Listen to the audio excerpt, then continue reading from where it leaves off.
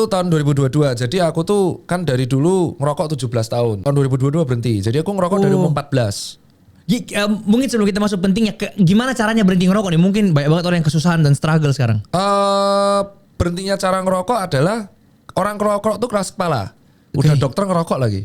Itu kan aku kan. Dan banyak loh, banyak. Banyak ya. Dan nakes, jadi gak hanya dokter, perawat itu ada. Dokter, nakes, cowok, rokok, tetap aja. Iya. Keras kepala. Jadi mau dibilangin siapapun, dia akan tetap keras kepala. Itu aku. Nah aku berhenti itu karena kesadaran, ternyata aku tuh goes, itu masih ngerokok. Pada waktu goes Jogja Jakarta, itu berhenti untuk merokok. Oh wow. Jadi capek rokok itu. Itu pas Jogja Jakarta, jadi bisa bertahan. Itu kan teman-teman belum tahu, aku goes Jogja Jakarta itu yang sendiri, solo sendiri itu 42 jam. Yang kisahnya dipublis banyak orang, dikasih solusi, podcast lain, PWK itu bawa rokok. Sadarnya tuh pada waktu itu VO2 Max ku 56, tinggi banget. Cuman yang ngerasa kesel adalah aku seandainya, what if pas itu aku mau persiapan Garmin 10 kilo ceritanya. Oke.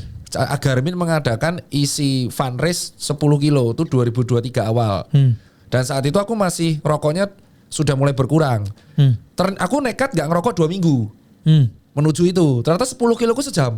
Dan itu pertama kali aku ikut race 10 kilo. Bisa ternyata. Akhirnya aku nekat gak ngerokok terus tuh sejak saat itu. Karena aku melihat harga rokok itu 32.000 saat itu. 25-32.000 itu ternyata dapat dada ayam 1. Nah saat itulah aku berpikir coba aku mengurangi. Ternyata waktuku semakin kencang dan heart rateku semakin turun. Cuman ada ciri khasnya.